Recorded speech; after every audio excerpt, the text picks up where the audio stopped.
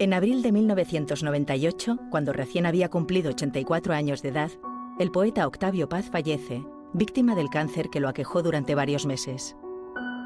Entusiasta de las pequeñas reuniones entre amigos, la muerte de Paz congregó a cientos de amistades y de los seguidores que sumó a lo largo de los años, en una multitudinaria velación celebrada en el Palacio de Bellas Artes, sentando un precedente para los funerales de las más célebres figuras del arte y la cultura del país. Octavio Paz Lozano nació en el México azotado por la Revolución. La silla presidencial la ocupaba Victoriano Huerta, tras haber mandado asesinar a Francisco Ignacio Madero, quien había sido designado democráticamente en una de las elecciones más limpias en la historia del país. La revolución estalló en varios puntos del territorio nacional. Al sur, la lucha fue abanderada por Emiliano Zapata. En las filas de este caudillo se alistó un escritor y abogado de nombre Octavio Paz Solórzano. Casado desde 1911 con Josefina Lozano, de origen andaluz, la pareja tuvo a su único hijo, Octavio, el 31 de marzo de 1914.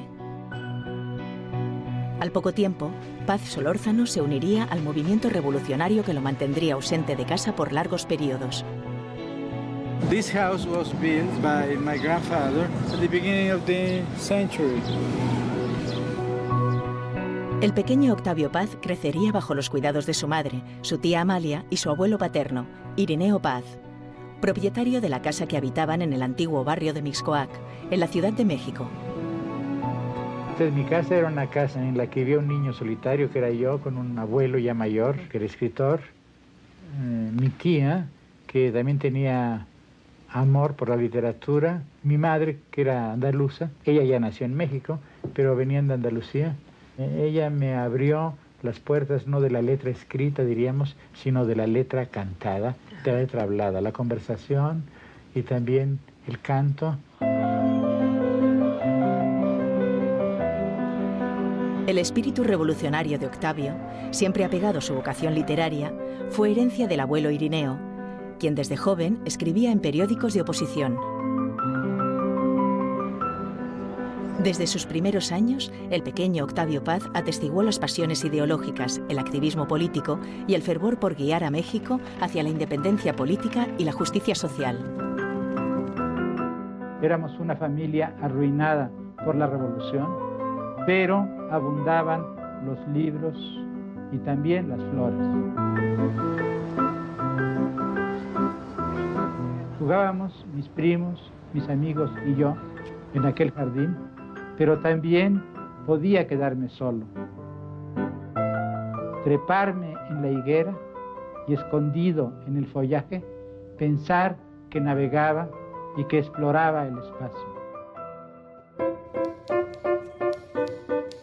En 1922, la creación de la Unión Soviética, resultado de la Revolución Rusa, constituyó el primer Estado socialista, fundado bajo la ideología marxista-leninista.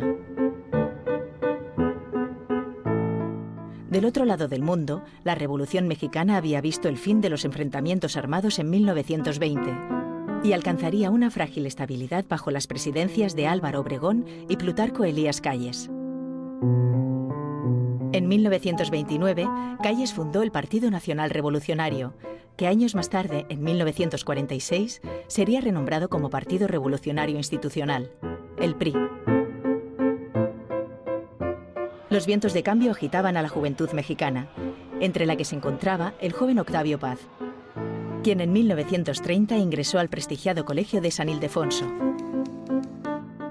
Desde su niñez, la experiencia académica de Octavio había sido poco gratificante. Al ingresar al jardín de niños fue víctima de constantes burlas de sus compañeros que lo tachaban de ser gringo, franchute o gachupín, quizá por sus ojos azules. Años más tarde, Paz recordaría este abuso como uno de los factores que lo llevaron a escribir sobre la identidad del mexicano. A los 16 años, su entrada a la Escuela Nacional Preparatoria en el antiguo Colegio de San Ildefonso significó la introducción a un mundo intelectual con el que Octavio se identificó de inmediato. Cuando llegué a San Ildefonso, que era la vieja escuela preparatoria de México, pues era como regresar, como entrar en la gran tradición mexicana. Porque en esta escuela había estudiado mi padre, pero también había estudiado muchos mexicanos a los cuales yo admiraba o respetaba o conocía. La efervescencia literaria dio paso a una generación importante de escritores, entre los cuales también se encontraban Efraín Huerta y José Revueltas. Nosotros, mis amigos y yo, pues más bien éramos un grupo que quería una poesía más moderna. Y cuando se iniciaron las actividades de la Sociedad Literaria del Renacimiento en este salón, había muchas personalidades ilustres, profesores, estudiantes. Nadie sabía que aquí, adentro, en la cátedra, estaban escondidos unos guerrilleros de la poesía. Y cuando empezó la sesión solemne, surgieron los guerrilleros de la poesía, armados de pequeños aviones de papel en los cuales había poemas vanguardistas que lanzamos contra nuestros rivales. Terminó todo aquello en un tumulto y en bofetadas, y la Ciudad Literaria del Renacimiento se convirtió en un verdadero acabamiento. En los patios del colegio circulaban revistas literarias como Contemporáneos, que daban a conocer la obra de poetas y escritores del mundo. La pasión de Octavio por las publicaciones periódicas lo llevó a involucrarse en la creación y edición de revistas, labor que realizó cada vez con mayor éxito hasta el final de su vida. Fundamos primero una revista que se llamó Barandal, en la cual muy tardíamente descubrimos La Vanguardia, pues ya estaba muy descubierta, pero nosotros no lo sabíamos. Bueno, y en ese momento yo empecé a escribir poemas, pues poemas que, como siempre ocurre, eran un poco un homenaje a mis predecesores. Por aquella época llegó Alberti a México, me acuerdo, y lo rodeamos los jóvenes, leyó mis poemas, los demás amigos míos escribían poesía engagée, como se dijo después, poesía comprometida, pero mis poemas eran poemas puramente líricos. Y entonces Alberti muy generosamente me dijo, no te preocupes, tú en realidad tu poesía es mucho más revolucionaria que la de ellos, porque tú tratas de cambiar el lenguaje y ellos simplemente hacen periodismo político, eso es todo.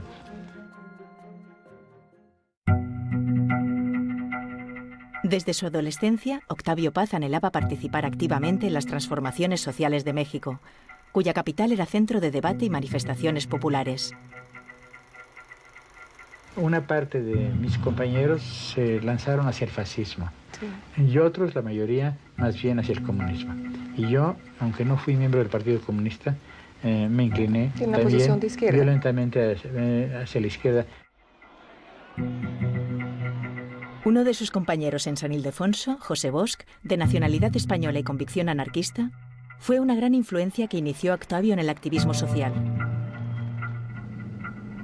Juntos asistieron a marchas y manifestaciones, algunas de las cuales culminaban en enfrentamientos con la policía. Durante una protesta de la Federación de Estudiantes Revolucionarios, Octavio Paz y José Bosch son detenidos y encarcelados. El acontecimiento tuvo un triste desenlace para Octavio, al ver que su amigo y camarada Bosch fue deportado a España.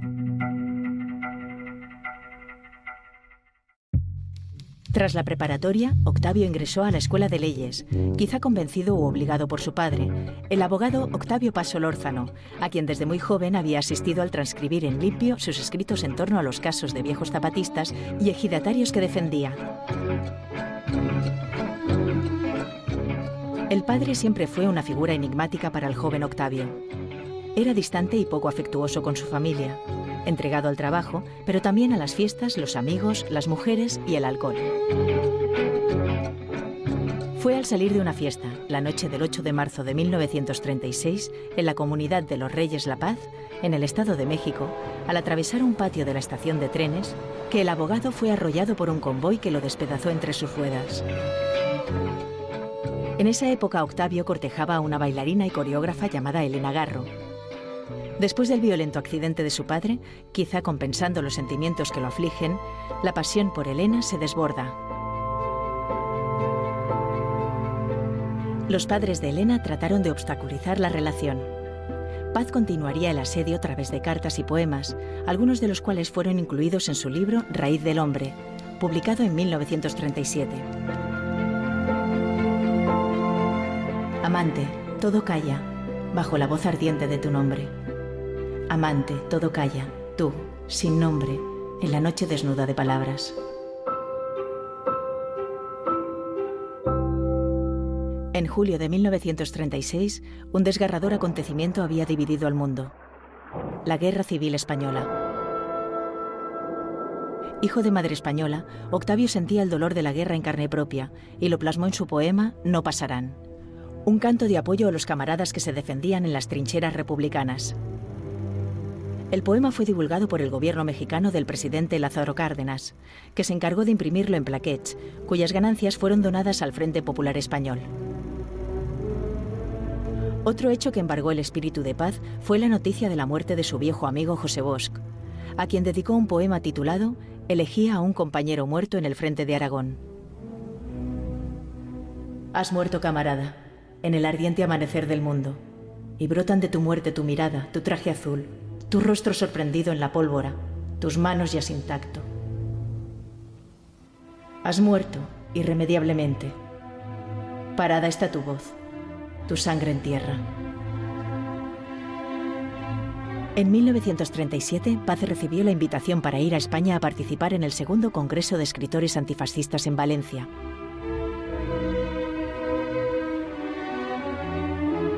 Antes de partir, un día Octavio y sus amigos se cruzan con Elena Garro en su camino a la escuela.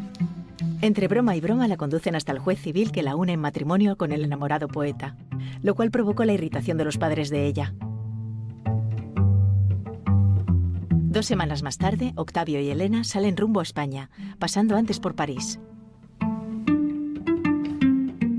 Cuando llegué a París, en la Gare, me esperaba Neruda. Fue muy generoso conmigo. Yo era 15 años más joven que él, o 10 años más joven, y me fue a esperar a la estación, y después fui a España con él. La aventura española iniciaba con gran emoción para Paz, quien en tan solo unos días convivió con muchos de sus más admirados autores de todo el mundo. César Vallejo, André Malraux, Ilia Ehrenburg, Alejo Carpentier, Antonio Machado, Vicente Huidobro y Rafael Alberti, entre otros. Tras su llegada a Valencia, la fascinación de los primeros días dio lugar a la consternación. Los escritores congregados recibían trato eminente, se celebraban banquetes en su honor y viajaban en automóviles de lujo atravesando poblaciones que sufrían de hambre, miseria y muerte. En medio de los debates y conferencias del Congreso, un tema cobró vital importancia, levantando polémica entre los congresistas. El caso del ensayista y novelista francés André Gide, quien había viajado a lo largo de la Unión Soviética y plasmado su experiencia en el libro Regreso de la URSS. En contra de las expectativas, el libro expresaba el desencanto de Gide con el régimen de Stalin y denunciaba las injusticias que se cometían en la supuesta tierra del futuro para los trabajadores. El libro causó gran indignación entre grupos de izquierda alrededor del mundo, cuyo postulado consistía en que todo aquel que se pronunciara en contra de la URSS era un aliado del fascismo. El Congreso de Escritores Antifascistas solicitó el apoyo de sus miembros para censurar a André Gide y su obra. Paz, creyente en la libertad de expresión e indignado por la reacción inquisitorial de sus compañeros congresistas, no se atrevió a rechazar la propuesta y optó por la abstención. Ese silencio sería para Paz motivo de remordimiento durante décadas, afectando profundamente su conciencia de escritor. Finalizado el Congreso, Paz y su esposa pasaron unos meses más en España y Francia participando en eventos culturales. En Barcelona fue invitado a leer en público el poema dedicado a su amigo José Bosch. A punto de comenzar su lectura, Paz vio al muerto resucitar frente a sus ojos. De pronto veo en primera fila a José Bosch. Se me cayó el papel de la mano, puse verde, pero me repuse. Dije el poema muy mal, me volví a mi lugar y a la salida, de pronto una sombra me dejó un papel. La sombra era Bosch. Al llegar a mi hotel, vi lo que decía. Nos vemos mañana a tal hora en tal sitio. Al día siguiente, Paz tuvo un discreto encuentro con Bosch, quien le contó que era perseguido por los comunistas por ser militante de la izquierda antiestalinista. La conversación de varias horas le reveló a Paz que en España existía una guerra civil dentro de la guerra civil, en la que todos los bandos involucrados, incluidos los anarquistas, cometían atrocidades. Todo lo que tú estás defendiendo es un error infinito, le dijo Bosch, y desapareció de nuevo de la vida de Paz, esta vez para siempre. Octavio Paz intentó viajar a la Unión Soviética, pero le fue imposible adquirir el visado por no militar en el Partido Comunista. Desilusionado, regresa a México a principios de 1938. León Trotsky, líder de la Revolución Rusa, disidente del régimen de Stalin y refugiado en México desde 1937, fue asesinado en su casa de Coyoacán en agosto de 1940. Secretamente, Paz admiraba a Trotsky y su asesinato lo horrorizó, pero se reprimió de hacer una protesta pública, lo cual se convirtió en otro motivo de remordimiento. Tras la recién formada amistad con los escritores de la revista Hora de España, Paz abre a sus amigos españoles, recién exiliados, las puertas de la revista Taller, que había formado junto a Efraín Huerta, Alberto Quintero Álvarez y Rafael Solana. Taller fue la primera revista verdaderamente hispanoamericana, que con escaso apoyo económico sobrevivió a lo largo de 12 números, desapareciendo a principios de 1941. Empeñado en ser un puente de unión entre las letras españolas y las latinoamericanas, Paz se involucró en la edición de una antología de poesía titulada Laurel, que intentaba reunir a las principales voces en lengua española. Este asunto se convirtió en un problema político que molestó a varios poetas, incluyendo a Pablo Neruda, llegado a México como cónsul de la República de Chile en 1940.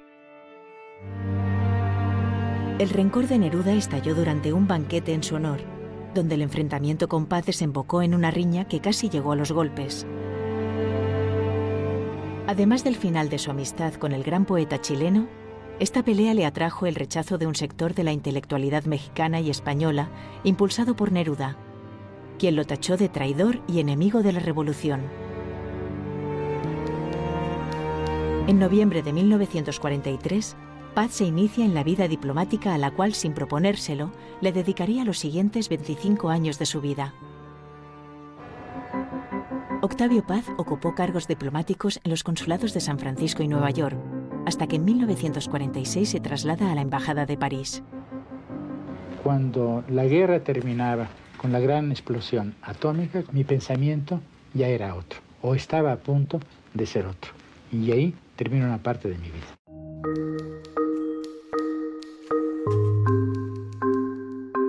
De inmediato entra en contacto con los filósofos en pugna Jean-Paul Sartre y Albert Camus, tomando partido por el segundo. Y a través del poeta Benjamin Péret, conoció al padre del movimiento surrealista, André Breton. El surrealismo une poesía y revolución, finalmente. Nada más que dice, no es que la poesía esté al servicio de la revolución. Ella misma es. Sino que ella misma es revolucionaria. Poesía es revolución. Esto era lo que pensaba y pensó hasta el final de su vida Breton. Entre las múltiples amistades que hizo en París, además de la de Breton, estuvo la más valiosa para Paz, la del escritor francés de origen griego Costas Papayonau, su más entrañable amigo hasta la muerte del intelectual heleno en 1981. Y esto me lo contó Costas, que en los años 40, en un café de París, en Saint-Germain, y los dos, cada uno por su lado, estaba tratando de seducir a una rubia. Y era tan interesante la conversación entre ellos, que terminaron seducidos uno por el otro y siendo los mejores amigos.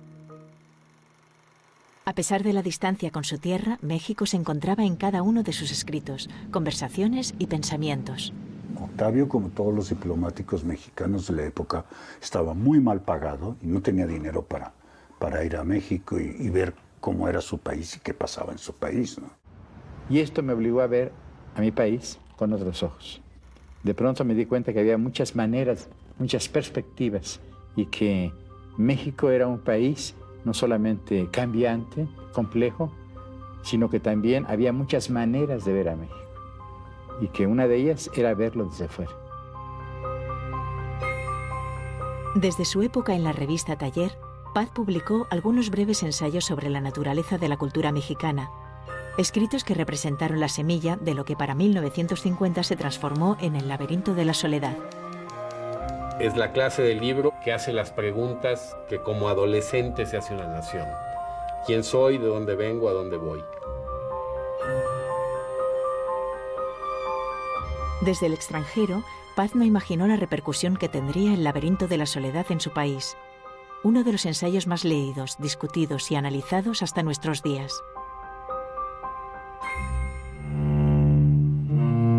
A partir de un artículo en el diario francés Le Figaro, Paz se enteró de la existencia de una vasta red de campos de trabajos forzados en la Unión Soviética, en los que se encerraba a los disidentes del régimen estalinista. La lección aprendida durante la Guerra Civil Española en torno al caso de André Gide impulsó a Paz a no callarse. Investigó el asunto y redactó el artículo que daría la noticia en el ámbito hispánico. Paz encarnó sobre todo esa especie de disidencia desde dentro de la izquierda.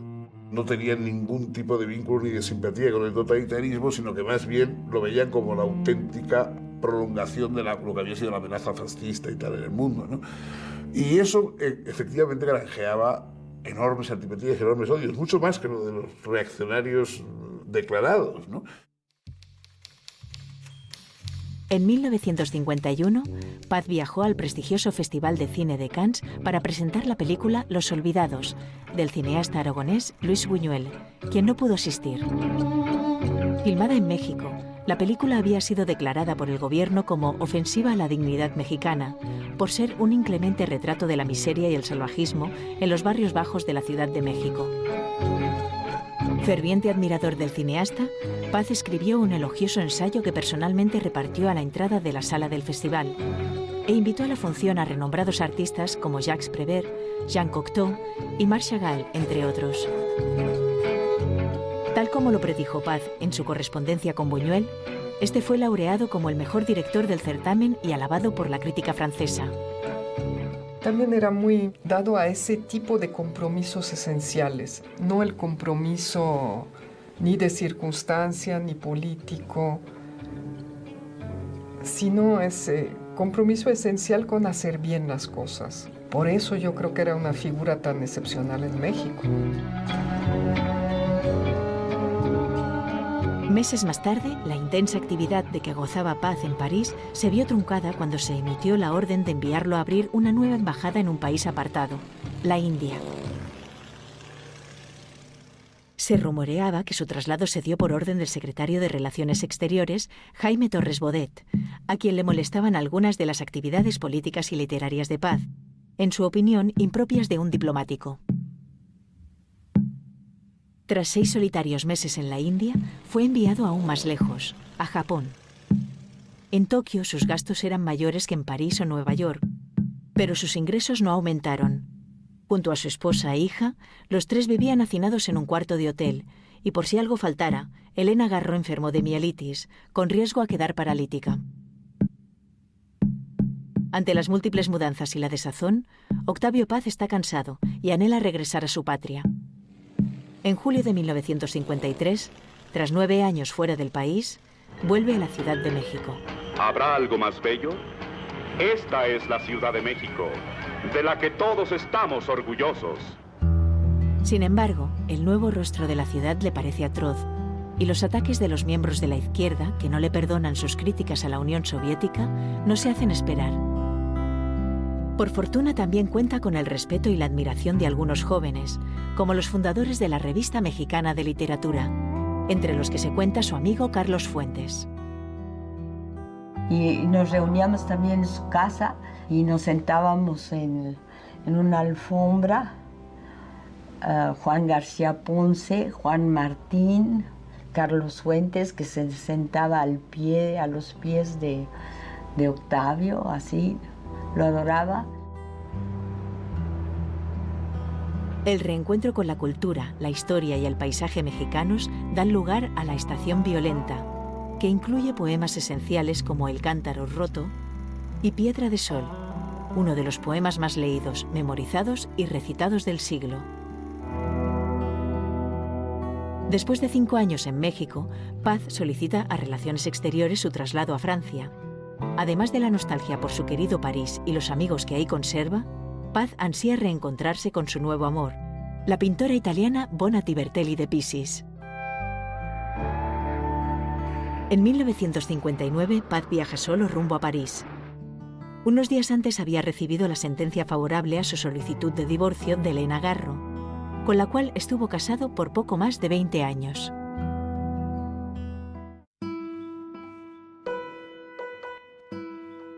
En Francia, al iniciar la década de los 60, Paz da continuidad a uno de los períodos más notables de su poesía. Sus obras comienzan a ser traducidas al francés, inglés e italiano. Recibe invitaciones a festivales y eventos culturales en Bélgica, Washington y Nueva York. En 1962, Paz acepta el nombramiento que le permite volver a la India, pero esta vez en calidad de embajador. Y me dijo que no creyera que estaba muy contento de irse a la India, porque él, viniendo de un país exótico, le era poco atractivo ir a otro país exótico. Y casi literalmente me dijo, bueno, pues la burocracia mexicana a veces es muy malvada y me manda para allá. Y entonces, para Octavio en ese momento parecía que hacía un destierro a la India. Paz inicia sus actividades diplomáticas en la Embajada de la India, que resulta ser mucho más tranquila que la de Francia, lo cual le deja tiempo libre para escribir. Junto a Bonatti Bertelli de Pisis, emprende un largo viaje por el subcontinente indio, donde el arte, la arquitectura, la religión y demás aspectos culturales ejercen un encanto sobre él. Señal de una próspera estancia en este país. Su relación con Bona, en cambio, llegó a su fin. En la India, Paz disfruta de la visita de muchos amigos, como Costas Papayoannou y Julio Cortázar, quienes alegran sus días.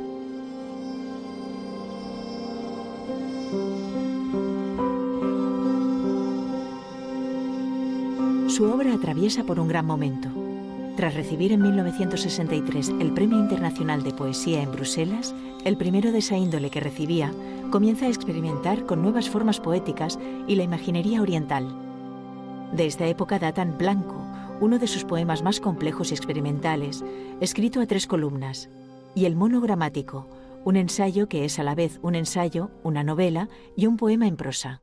El comienzo, el cimiento, la simiente latente, la palabra en la punta de la lengua, inaudita, inaudible, impar, grávida, nula, sin edad. La enterrada con los ojos abiertos, inocente, promiscua, la palabra sin nombre, sin habla. La fortuna lo sigue acompañando cuando en 1964, cumplidos los 50 años de edad, conoce a una joven francesa, de nombre Maria-José Dramini, casada con un diplomático. El enamoramiento fue casi instantáneo. Un par de años después, en 1966, contraen matrimonio Maria-José y Octavio Paz en la India. Su amor, profundo y apasionado, sería inspiración y sustento para el poeta hasta el día de su muerte. Cuando la gente piensa en Octavio Paz y la India, piensa en la maravillosa poesía que escribió en la India, el gran amor que vivió con Marie-José, con la cual se casó allí. Recibe invitaciones a festivales de literatura, entre ellos el de Spoleto, en Italia, donde tras un pleito de más de 25 años se reconcilia con el poeta chileno Pablo Neruda, quien habría de fallecer 5 años más tarde. Sin embargo, la primavera del 68 trajo consigo aires de cambio. Grupos estudiantiles a través del mundo comenzaron a manifestarse, protestando ante los imperios capitalistas, las intervenciones militares en el tercer mundo y las élites burocráticas en los países socialistas. Recordando sus tiempos de estudiante, Paz de inmediato escribió detallados informes al canciller Carrillo Flores sobre la necesidad de alcanzar una solución pacífica al movimiento, que también protestaba en México. Unas cuantas semanas más tarde, el 2 de octubre, a través de la radio se enteró de que el movimiento estudiantil mexicano había sido cruelmente reprimido en Tlatelolco. Invadido por el horror y la indignación ante los asesinatos cometidos por el ejército bajo las órdenes del presidente Gustavo Díaz Ordaz, Paz no permite que el silencio se asiente sobre los muertos y de inmediato lanza una protesta pública, renunciando a su puesto como embajador. Yo no sé cuántos empleados públicos tenía el Estado mexicano el 2 de octubre de 1968. Lo que sí sé es que solo uno renunció en protesta por la matanza. fue Octavio Paz, hasta donde yo sé.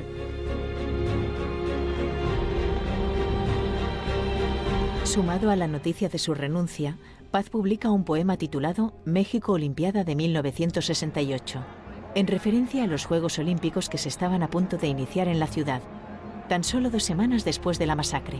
Renunció a la embajada y publicó aquel famoso poema de la limpidez. Y recuerdo la emoción de leer el poema, pero sobre todo unas declaraciones que hizo. Y yo le tomé una inmensa admiración y simpatía. Y recuerdo mi indignación cuando Díaz Ordaz dijo en televisión, ese que va a renunciar. Paz tiene que salir de la India, pero sabe que no podrá volver a México por un tiempo. El gobierno de Díaz Ordaz vigila todos los actos y declaraciones públicas del ex embajador, y el mismo presidente descalifica la figura de Paz en los medios. Las reacciones contra Paz en México llegan a un punto más lamentable cuando la prensa publica una carta firmada por la hija del poeta, Elena Paz Garro, acusando a su padre de haber incitado a los jóvenes mexicanos a una rebelión suicida. Su exesposa, Elena Garro, partidaria del gobierno de Díaz Ordaz, lanza denuncias desproporcionadas. Expatriado, Paz decide residir en Inglaterra, donde es invitado a dar clases y dictar conferencias en la Universidad de Cambridge y posteriormente en diversas universidades de Estados Unidos durante 2 años. Para 1970, Paz publica su libro Postdata, un polémico ensayo que de nuevo le valió el rechazo de la izquierda en su propio país. Una situación que revivió una y otra vez hasta el final de sus días. Una de mis últimas conversaciones con él me preguntó algo que me asombró, ¿no? Me dijo, ¿y qué piensan los jóvenes estudiantes ahora de la obra de Pablo Neruda? Entonces le dije, bueno, Octavio, cuando doy poesía de Neruda en mi clase les gusta muchísimo porque es un enorme poeta, ¿no? Como que las opiniones políticas de Neruda, que motivaron la ruptura entre Octavio y Neruda en los años 40 en México, nadie se acuerda de esto ya. Me dijo lo siguiente, Octavio, ojalá así sea conmigo también. Me impactó su respuesta. Lo importante de Neruda es la poesía que escribió, sus opiniones políticas, y él se peleó con él, ¿no? Por esas opiniones. En el fondo no van a trascender, no son importantes y tampoco las mías, agregó. Me pareció una maravillosa respuesta, ¿no?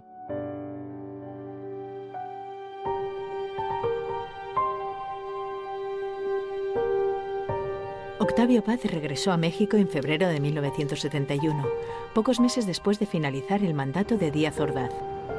¡Sustento de un nuevo orden democrático! El nuevo gobierno del presidente Luis Echevarría se dedicó a desacreditar muchas de las acciones de su predecesor, incluso condenando la masacre de Tlatelolco y liberando a los presos políticos, como el escritor José Revueltas, quien desde la prisión de Lecumberri intercambiaba correspondencia con Paz.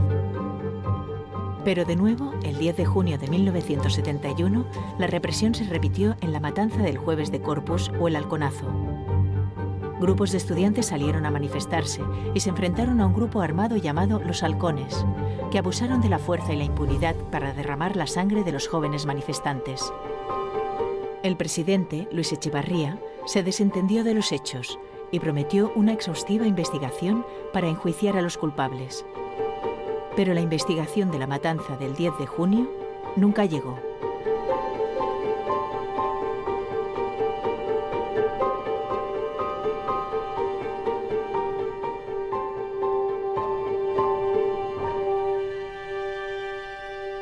El gobierno mexicano decepcionaba a Paz una vez más, lo que lo impulsó a involucrarse más en la actividad política. Junto al ingeniero Heberto Castillo, el filósofo Luis Villoro y el escritor Carlos Fuentes, se propone fundar un nuevo partido de izquierda.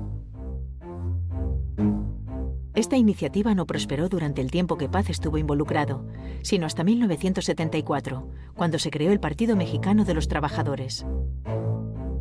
Para ese entonces, el pensamiento de Paz transitaba hacia un nuevo concepto que dominaría su ideología política en los años venideros: la democracia. La ruptura de Octavio Paz con la izquierda había llegado a un grado irreversible, agudizado aún más a partir de las críticas de Paz hacia la Revolución cubana iniciada en 1959.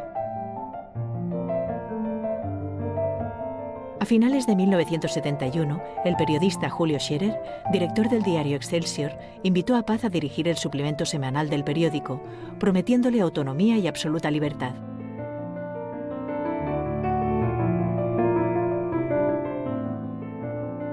Aunque predominaba el gusto y el criterio de Octavio Paz en el contenido de la revista, tal como su nombre lo indicaba, Plural, abrió las puertas a una gran variedad de opiniones en torno a la literatura, la política y la cultura, y sobresalió principalmente por combatir la unanimidad cultural y constituir un espacio abierto a la disidencia. La gente piensa que, por ejemplo, que él era muy dominante. Él era una persona, sobre todo, dialogante. Tenía ideas precisas y las defendía, pero él permitía que tú crecieras, desarrollaras, incluso que publicaras cosas en las que él estéticamente no estaba completamente de acuerdo, si tú razonabas el por qué y qué sentido tenía hacerlo.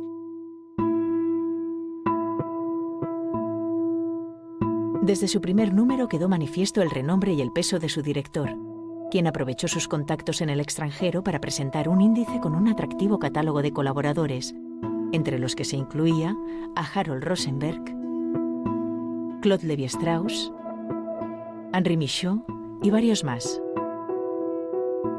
A lo largo de los años, la lista se enriqueció con colaboraciones internacionales de Saul Bellow, Susan Sontag, Günter Grass, Umberto Eco, entre otros, además de los autores más importantes de México y Latinoamérica como Carlos Fuentes, Fernando del Paso, José Emilio Pacheco, José Bianco, Julio Cortázar, Mario Vargas Llosa y Jorge Luis Borges. Esa labor de fermento y de creador intelectual de un grupo de trabajo, de creación de una empresa intelectual que abarcó toda América, etc. Todo eso es muy importante, ¿no? Y eso efectivamente se hizo sin estar en la derecha ni en la izquierda, sino intentando estar a la vez con la libertad y con la justicia, que se había establecido que eran incompatibles, ¿no? Pero las voces de sus disidentes tampoco callaron, y en 1972 comenzó una rivalidad con los jóvenes escritores de la revista Siempre, liderados por el ensayista Carlos Monsiváis. La confrontación comenzó con un ataque a la posición liberal de Plural, que mereció inmediata respuesta de Paz. Esta rivalidad habría de continuar a lo largo de la década de los 70 con constantes ataques y réplicas públicas. Además de su labor en Plural, Paz continuó enriqueciendo su obra poética. Con más de 60 años de edad, entra en una etapa de profunda introspección que se vería reflejada en algunos de sus poemas más autobiográficos. La vieja casa del abuelo Irineo, la figura de la madre abnegada y la muerte de su padre son parte del mosaico sensorial del poema Pasado en Claro, donde Paz revive recuerdos, sueños y deseos de su infancia y juventud. Estoy en donde estuve, voy detrás del murmullo, pasos dentro de mí, oídos con los ojos, el murmullo es mental, yo soy mis pasos, oigo las voces que yo pienso, las voces que me piensan al pensarlas. En 1976, el régimen de Luis Echevarría orquesta un golpe al periódico Excelsior para destituir al periodista Julio Scherer de la dirección general por sus críticas al gobierno. Ante la amenaza de perder la autonomía y la libertad de expresión de que gozaba Plural, Octavio Paz y todo su equipo deciden solidarizarse con Scherer y renunciar a la revista. Hubo grandes polémicas, dejamos Plural, tuvimos que dejarlo. No por gusto, nos fuimos porque no podíamos estar ahí. Y fundamos una revista, la revista Vuestra, que comenzó a circular en diciembre de 1976. Octavio Paz fue un editor desde joven, hijo de editores, nieto de editores, que tenía la tinta y el papel en su vida, en su biografía, en su sangre, y que siempre quiso tener una revista propia, estable y sólida. La tuvo envuelta finalmente, estable y sólida. Yo creo que fueron revistas valiosísimas, en primer lugar porque llenaron un vacío. No había en América Latina ya revistas que tuvieran, digamos, ese ámbito latinoamericano. Cuando sale Plural, todavía la vida intelectual estaba marcada por el marxismo, por el socialismo. Y esa revista fue otra voz, ¿no? Una voz que defendía la cultura democrática, la cultura de la libertad.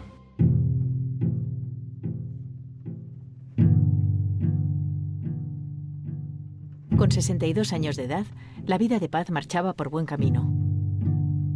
Tenía amor, amistades, estabilidad material. Las ediciones europeas de sus libros prosperaban, mientras que en México obras como Libertad bajo palabra y El laberinto de la soledad ya eran consideradas clásicos. Incluso tuvo tiempo de volver al magisterio en la Universidad de Cambridge en Inglaterra.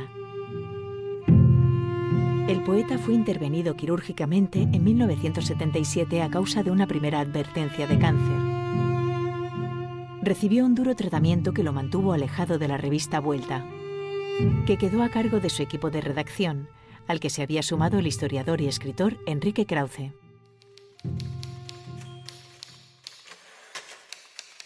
A finales de ese año, al volver de Inglaterra, Paz fue galardonado con el Premio Nacional de Literatura.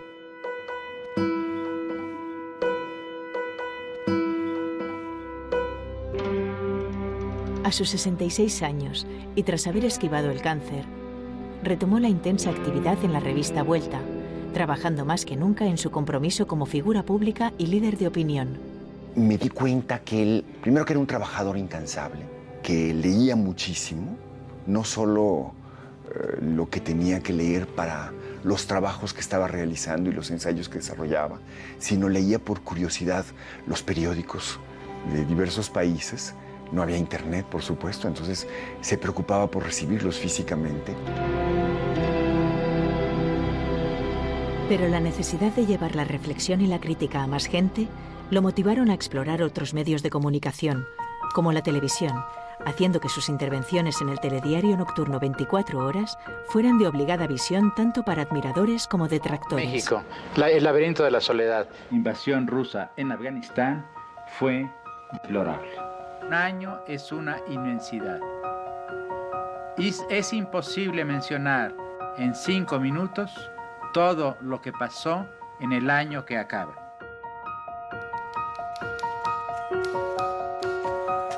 En 1981 recibe el Premio Cervantes, reconocido como el más importante galardón literario en lengua castellana. Los poetas.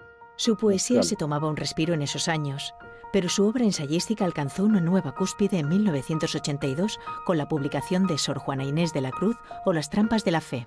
En 1984, Octavio Paz recibió el Premio de la Paz de los Libreros En Alemanes. 1984, cuando recibió el premio de la Asociación de Editores y Libreros Alemanes, en su discurso, Paz hizo una mención crítica sobre la situación política en la Nicaragua sandinista, comparándola con Cuba, donde los ideales revolucionarios se habían desvirtuado, convirtiendo al país en una dictadura burocrática militar. Se acusó de querer crear una burocracia. La democracia es diálogo y el diálogo abre las puertas de la paz. Solo si defendemos a la democracia estaremos en posibilidad de preservar a la paz.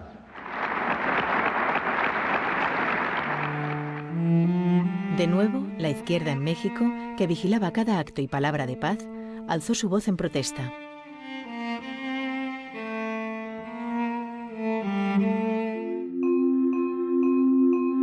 Más allá de las etiquetas de izquierda o derecha, los ideales de Paz estaban con la democracia. Mucho se había transformado su pensamiento desde los días de la Guerra Civil Española, y sobre esto tuvo oportunidad de reflexionar en 1987, en la conmemoración del 50 aniversario del Congreso de Escritores Antifascistas. En 1937, el joven e inexperto poeta había vivido en Valencia una aleccionadora experiencia con respecto al caso de André Gide, que lo afligió por décadas. 50 años después, elegido como presidente del Congreso en la misma ciudad, Octavio Paz tuvo la oportunidad de purgar su arrepentimiento.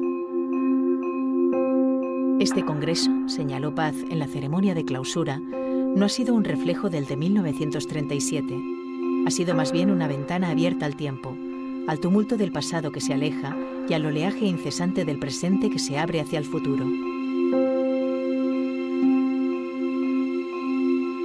1988 dio a México una de las elecciones federales más cuestionadas de la historia.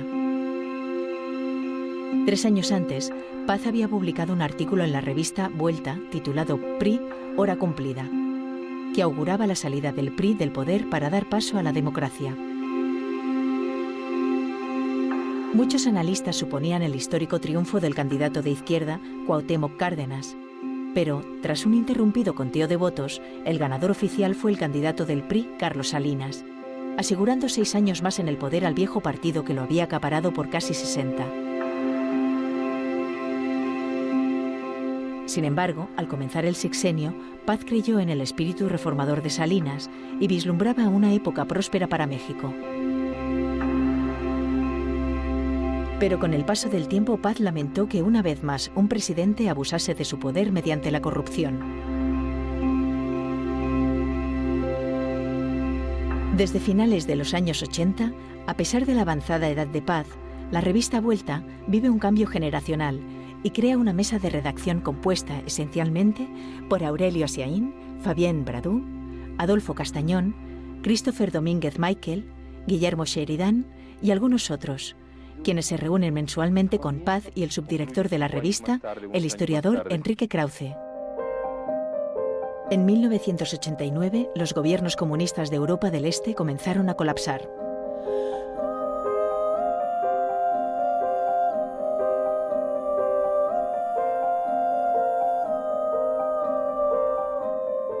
Con motivo de esta turbulencia internacional, el equipo de la revista Vuelta organizó un encuentro sin precedentes. Gracias a la reputación intelectual de Paz y las amistades forjadas a lo largo de los años en todo el mundo, se reunió a diversos representantes de la disidencia intelectual del este de Europa y América Latina, bajo el título La experiencia de la libertad, dirigido por Paz y Enrique Krause. Sloterdijk. De tipo humano, de tipo histórico, es un hecho histórico. No sé si en el mundo, no iría yo tan lejos. Pero en América Latina nunca se habían reunido una cantidad de intelectuales tan característicos en un momento tan oportuno de la historia. Yo participé en la logística del encuentro. Bueno, muchos de ellos venían saliendo de la cárcel, otros no vinieron porque iban a ser electos presidentes de su país, como fue el caso de Havel, sino era traer a la gente que estaba en el ajo en ese momento, compartiera el fin del siglo XX, que eso fue. A la izquierda de la pantalla. A finales de 1990, Octavio Paz recibió el Premio Nobel de Literatura. Querido Octavio Paz, me ha correspondido presentar su labor literaria en unos pocos minutos. El premio, concedido por la Academia Sueca por primera vez a un escritor mexicano, fue otorgado a Paz en una ceremonia en Estocolmo en diciembre.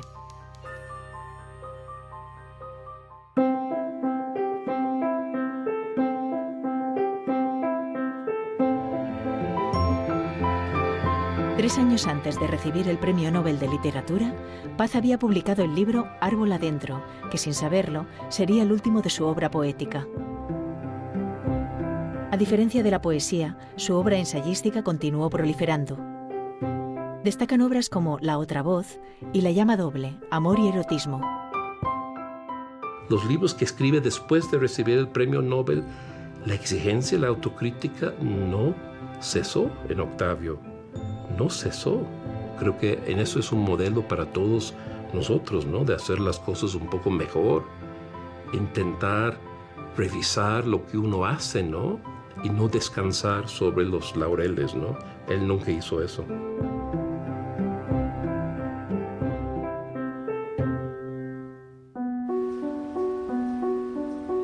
El primer día del año 1994, México despertó conmocionado por la noticia del levantamiento del Ejército Zapatista de Liberación Nacional en el estado de Chiapas.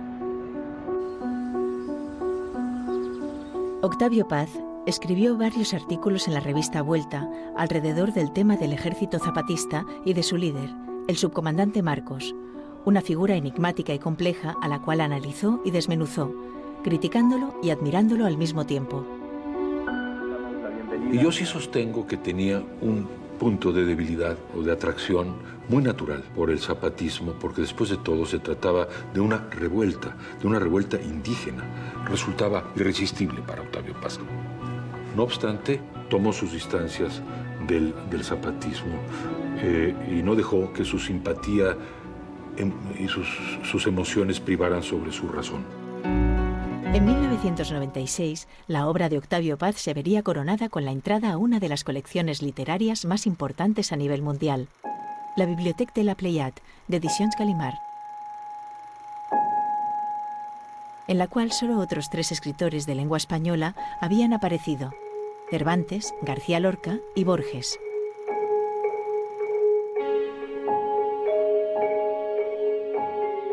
La noche del 21 de diciembre de 1996, mientras Octavio Paz y su esposa Marie-José Tramini descansaban en su casa en la Ciudad de México, un cortocircuito provocó un incendio que quemó una parte de la casa.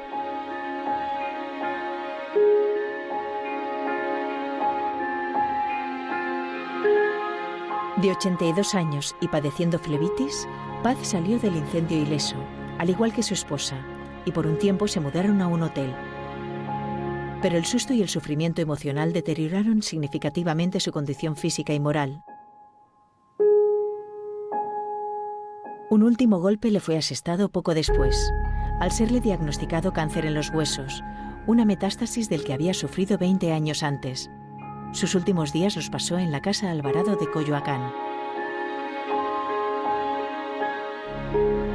Yo recibía de repente llamadas telefónicas a las 2 de la mañana. Octavio pensaba que eran las 11 de la mañana o las 3 de la tarde y me empezó a exponer proyectos de una magnitud.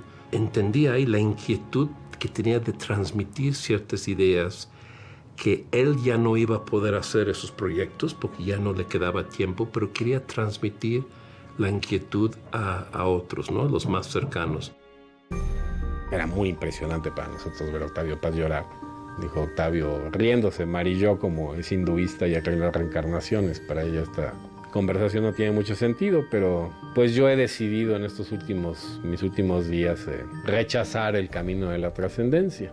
Seré materia, como el vaso de la mesa. No lo vi más.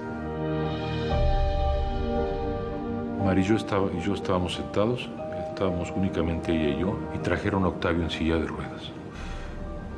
Puso esa cara de gravedad, de profunda seriedad, que solía poner frente a temas que le preocupaban hondamente, y me dijo, ¿usted qué cree que va a pasar? Yo no supe qué contestarle. Las 2 últimas veces que lo vi, lo encontré mucho más deprimido, más apagado que antes, pero la mayor parte de su vida se mantuvo absolutamente en un estado de juventud espiritual, emocional, admirable. Él ya no hablaba, estaba en la silla de ruedas, no. Sin embargo, cuando me vio, tuvo una sonrisa radiante, que un poco y fue la última vez que, no sé, que me sonrió. Y luego ya me volví a Madrid y en 3 o 4 días pues me enteré que se había muerto. Octavio Paz falleció el 19 de abril de 1998, 2 semanas después de haber cumplido los 84 años de edad. Ver en el vestíbulo del Palacio de Bellas Artes un féretro de caoba con la bandera mexicana puesta y al lado el presidente de la República, el doctor Zedillo y su esposa, visiblemente conmovidos, con afuera una multitud de personas que quería entrar a saludarlo. Eso era muy impresionante, eso no se había visto en México. Eso solo podía provocar a alguien como Octavio Paz. Octavio Paz no llegaría a ver la transición a la democracia que tanto anhelaba para su país y que comenzaría 2 años después de su muerte. Controvertido a lo largo de su vida por su pensamiento político y poético, a 100 años de su nacimiento, para sus seguidores y detractores es innegable la grandeza de su poesía y la inmortalidad de su nombre en la literatura universal.